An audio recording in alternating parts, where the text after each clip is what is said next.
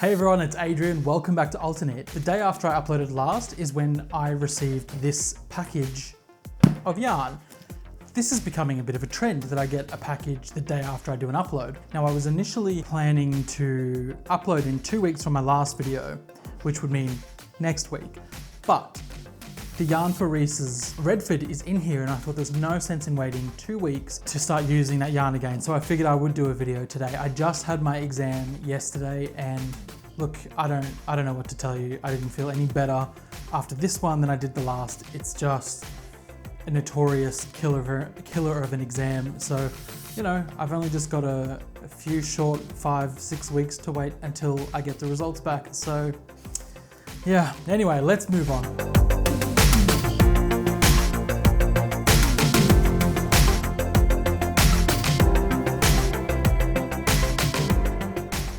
I'm going to open this up, but before we get into that, I want to talk about the responses that you guys gave me to the favorite project question. And I've got some from Instagram, so let's have a look.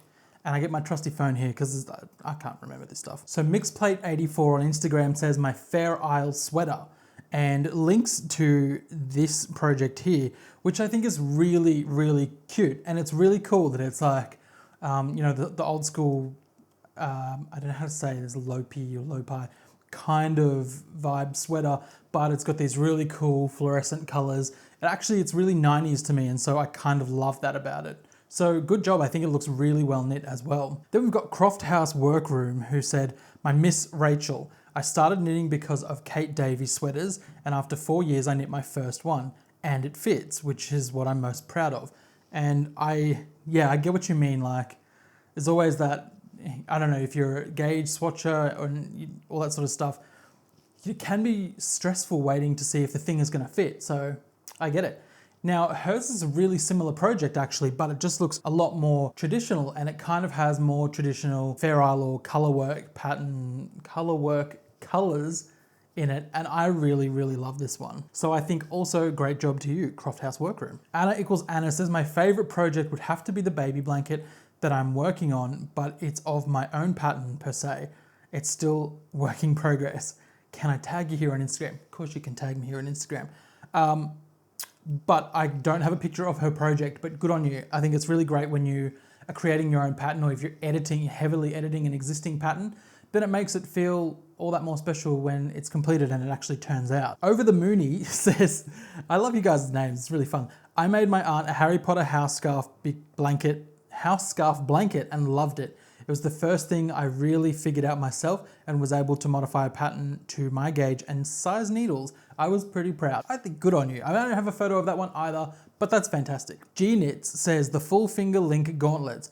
I did not post on Lavalier, but the person behind the awesome is Emily Hastings. But I'll put a picture here because G Knits actually has a photo of her full finger gauntlets. And I mean, that's impressive. Anything that has full fingers to me is really impressive. I'm gonna do that one day, make some full gloves, but good on you. Happy Knits says, my favorite was a sweater that I made for my 1-year-old at the time. I got great joy knowing that when she wore it, it came from love. And that's really special. Lisa Newman says, my Entrelac wrap made the year I learned to knit. It's a pretty adventurous kind of stitch pattern to do in your first year, so great for you. And Brooke Olena just gives me a link to her Peggy Sue. And it is this beautiful sort of 50s-ish, beautiful blue cardigan. It's got really nice cabling that comes up the hem and it just fits you perfectly. So I would be proud of that too. That's excellent. Moving on over to the comments that you guys left on the YouTube here. I know last time I was like, over on YouTube. Honey, we're here in YouTube. The first one was Grace O'Neill. And she says, I'm most proud of my first ever sweater. It was the flax pullover by Tin Can Knits, but I heavily modified it so that I added cables inside the raglan decreases and added in waist shaping. And it was my first really nice yarn. And it reminds me of my traveling from Perth to Cairns and then down the east coast of Australia. Okay, hold up. Your first sweater and you're putting cables and what shaping, it's very adventurous and it looks amazing. It's incredible. So I would be really proud of that too. Knits with Horses said, I think the project I think of with the most pride is a jacquard, everyone's going to say it differently, cushion by Erica Knight. It was my first charted color work and it hooked me but good. And here it is, and it is beautiful. I love the blue color. And I get what you mean when, you know, you kind of conquer charts, and because the first time I saw charts, I was like, okay, no, I'm not going to use those. I'll just use the written instructions. But then I think it was a Brooklyn Tweed pattern, and sometimes they tend not to have both charts and written instructions. So I was kind of forced into learning charts, and now I just I couldn't think of how I would knit any other way than without the charts. Colourful Kitten says, I crochet, but my fave project would have to be this hat that has a hole for your ponytail. P.S. I don't have Lavalier, and you can say this on camera. Well, Colourful Kitten, I would love to see a picture of these crocheted hats with a ponytail hole. I'm assuming it's at the back. It could be at the top or at the sides. Who knows? That's why I want to see it. On GMWE says, this is my project that I'm most proud of, and sends me a link. I had just started selling hand-spun yarn, and I really wanted to knit a jumper with a hand-spun yoke. I couldn't find a pattern. I've cut off the comment there, but you can read it here. Look, she also spoke to me about this, I think on Instagram. I might be going crazy, but this is seriously an impressive, this whole project. She spun the yarn by hand, dyed the yarn, and created the pattern. So I would be super proud of that too, and you look great in it. Victoria Williams says, I think my proudest project was this sweater that I enlarged from a child-sized pattern. No, it didn't turn out perfectly, but it's big and cozy and I love it. And again, once again, sorry, I cut off your answer. But this is a picture of I would say it's a cardigan, and it's beautiful. I mean, it just looks really comfy and slouchy and big, and it's fun with the beautiful patterns on it. So good work, Victoria. Veronica says, my most favorite project to knit was a lace shawl sample I knit for my local yarn store a few years ago, and sends me a link. And then I, again, sorry, cut off the comment here on my little pictures. And I think she's saying, you make me laugh when you try to pronounce stuff. Yeah. But this project is beautiful, and it's nice, intricate lace. And I was kind of like hooked on lace when I did it. I never really was interested in doing it, but this looks fantastic, and I totally get why you like lace. Knit in Solitude says, to your question, the project that I'm most proud of to date is the other finished sweater on my Lavalier account. It's simply called Hoodie, and it's the first sweater that fits me really perfectly because I took swatch making very seriously. I also used a store-bought sweater that fits me 100% as a template and figured it all out by myself. I use a brilliant method that I learned from a book. It includes proportional graph paper. I don't know if anybody has heard of that, and then sends a link. And I love this hoodie. This is beautiful. I mean, it's got everything that I want. It's tweedy, it's got a bit of positive ease in it, and it has cables as well. And it has a hood. I mean, you know, that's brilliant. So Knit in Solitude, I love this project. I think this is one to be well proud of as well. And no, I don't know what is, I will have a look at proportional graph paper. Okay, Hetty Lynn, got it first time. Love today's show. I got your nickname right. Yes, I'm really most proud. Oh wait, looked for a fave on Ravelry and realized how little I've put there. Yeah, you and me both. Just finished the Northman mittens, and I'm kind of on a high on the lining. I'm really most proud of a Sawash Cowichan sweater that I made years ago. I have no idea where it is. It was passed between family members several times. Still trying to figure out what career you're in. Oh yeah, no, it's fine. I really enjoy these mittens. I love anything that's like color work, and I love the lining of these as well. So I think they're great. And that was all the responses that I had on Instagram and YouTube for that question. I realized that I didn't really answer the last question. I kind of did, but I didn't really answer it. But I'll answer this one for you. My most prized project, finished project to date, and it has to be finished, is the Wool Leaves by Jared Flood. It was, I'll put a picture here. You've seen this before if you've looked at my other videos, but it's just a beautiful, it's sort of like, it looks almost like an modernized antique lace. That's what I get from it anyway. It was really fun and really quick to knit up. I think this was the first pattern that pushed me into reading charts. So there was, you know, and it was my first lace project as well. So there's a lot attached to it, but I just really love that. And I think I will make another for myself. A close second would be, because I'm totally indecisive, a close second would be the Hudson Bay inspired crib blanket. I just love the colors of that. I feel like that's an unfinished business kind of project, because I really want to do it again in a nicer yarn with some slight variations to the colors, but it would generally look like that. I want to make a big one that can be thrown over us on the couch I think that'd be lovely. So my new question for you is, what technique in knitting or crochet has you stumped? You just don't get it. Everyone else raves about it, but you're not a fan. And that might be that you just can't deal with magic loop, or it might be the other side of things and you just hate using DPNs. Let me know in the comments below here, and I'll post a picture up on Instagram for you to comment on as well. And I will read the answers out in the next podcast. So let's get to this box. I can actually see the contents of this box now. So we've got quantity 2 of one thing, which is the loft in cast iron. But then there is 2 singles, which I know about, but then this says there's 4 of something, and I'm not sure because that was not ordered. Can you hear that? It's my ASMR video. Could you imagine? Hi everyone, welcome back. Sticky fingers.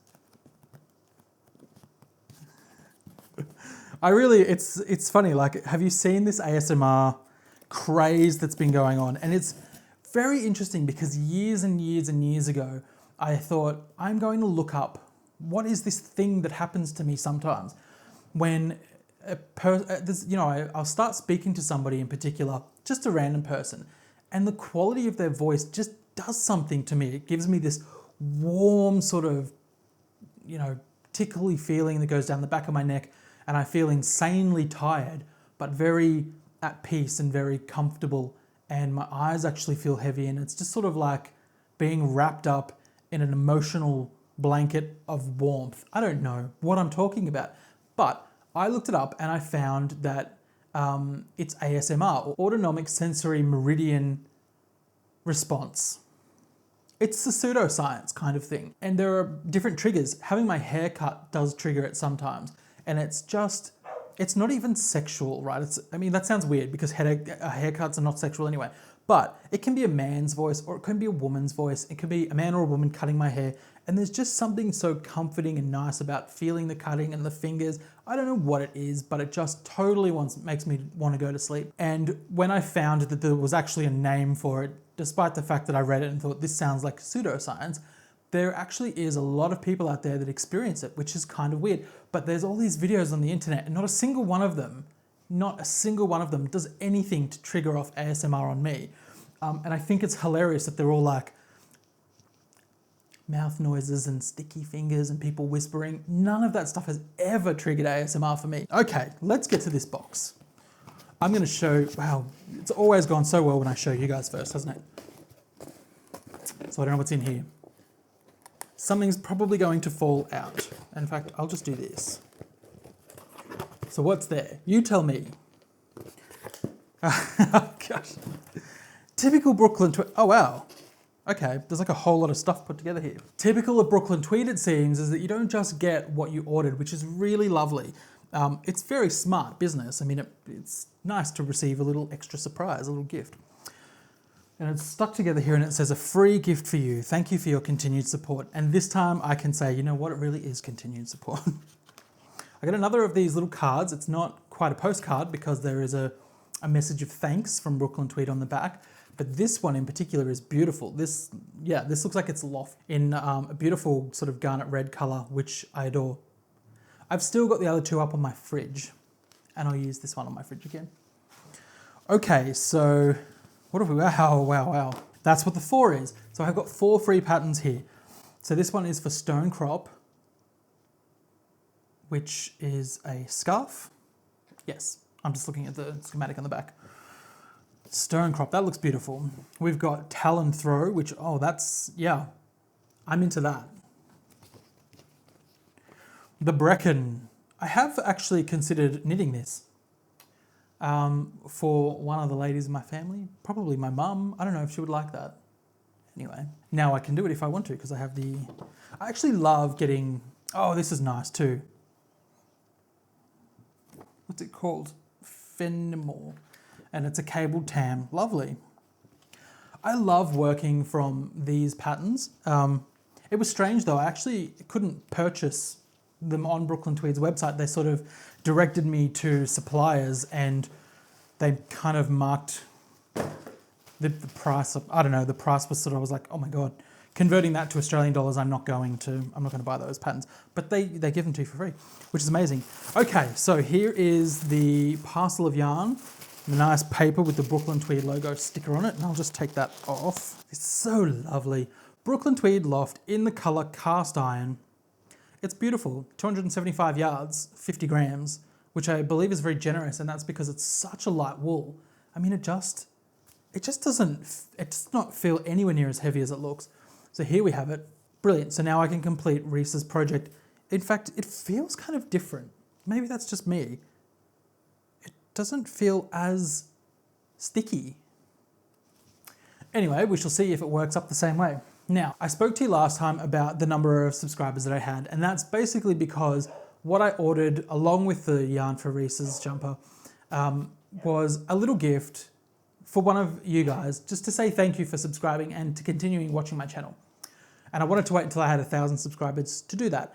And I'm just under 1,000. So pretty much by the time I draw this and get it sent off, there will be 1,000 subscribers. And it's just to celebrate the little community that we're building here and say that I'm really grateful. And my dogs won't shut up. Without further ado, and I know it's not much, it's a little thank you. I am giving away these 2 skeins of Brooklyn Tweed Arbor. This one is in the colorway Sashiko. I think I'm saying that right, or Sashiko, I'm not sure.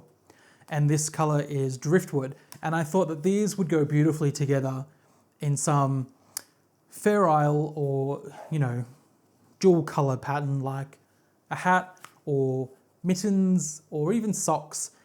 This is their worsted spun DK weight yarn. That's relatively new. So how do you get your hands on this? Well, you must be a subscriber. I mean, that goes without saying. Like and comment on this video. I will also put a little picture up on Instagram, and if you could drop a like and a comment on that one. So the comment will be telling me what your initial thoughts are with what you would do with these. You don't have to have it figured out. You don't have to have a pattern in mind. But if you say, yeah, maybe a hat or maybe this or that, whatever, just let me know what your initial thoughts are on this. And I will use a random number generator thing on the internet to choose one of you guys. This feels really interesting. It's made from Targi. I think it's made from Targi. Targi wool. Yes, Targi wool, which has some similar properties to merino, but it doesn't feel the same. It's kind of a cross between a typically soft to the hand merino that you would normally feel, that's worsted spun, and the Brooklyn Tweed Loft. It's similar. It's nowhere near as fragile. It's a lot smoother, but it still retains the feeling of toughness. Who knows if it actually is tough? One of you guys is going to have to tell me because you're going to use this before I use it, but I will soon be placing an order for more of this. So there we have it, delicious yarns. We always like to get more yarn. Start thinking about what you might knit with these 2 lovely skeins of yarn. And once I've selected you, I'll send you a comment on YouTube or on Instagram and get your details and sort it all out from there. All right, guys, well, that's pretty much all I've got for today. I will see you next week when we announce the winner, and I look forward to bringing you more content. So in the meantime, stay safe, stay cool, bye.